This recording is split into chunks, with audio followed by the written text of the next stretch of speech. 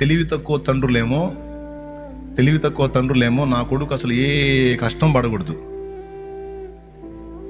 నా కొడుకు ఏ ఇబ్బంది పడకూడదు, నా కొడుకు ఏ శ్రమ పొందకూడదు, నేను పడ్డ కష్టాలు వాడు ఏది పడకూడదని, వాడు సుఖపడాలని అన్ని వాడి కోసం సమకూర్చి వాడిని సర్వనాశనం చేస్తారు. నువ్వు తెలివిగల తల్లివైతే, తెలివిగల తండ్రివైతే దేవుణ్ణి అనుసరించి నువ్వు చేయాలి ఏంటంటే నీ పిల్లలకి శ్రమానుభవమును నేర్పాలి, శ్రమానుభవాన్ని నేర్పాలి. అప్పుడే ఒక యోసేపు తయారవుతాడు నీ ఇంట్లో, అప్పుడే ఒక దానియేలు తయారవుతాడు నీ ఇంట్లో, అప్పుడే ఒక దావీదు తయారవుతాడు నీ ఇంట్లో, అప్పుడే ఒక పౌలు తయారవుతాడు నీ ఇంట్లో, లేకపోతే మందారాలు తయారవుతారు నీ ఇంట్లో, జఫాలు. అర్థమైందా? ఎవరు తయారవుతారు? ఎస్, నీ పిల్లలకి ఏ కష్టం తెలియకూడదని పెంచు, బాగా ఏ కష్టం తెలియకూడదని పెంచు. నెంబర్ 1 సమాసులు అవుతారు.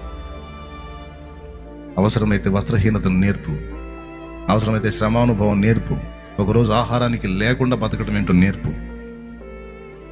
నీ అనుభవాలు, నీ కష్టాలు, నీ బాధలు నీ పిల్లలకి కథలుగా వర్ణించి చెప్పు. దేవుడు నిన్ను ఆదుకున్న తీరు వర్ణించి చెప్పు.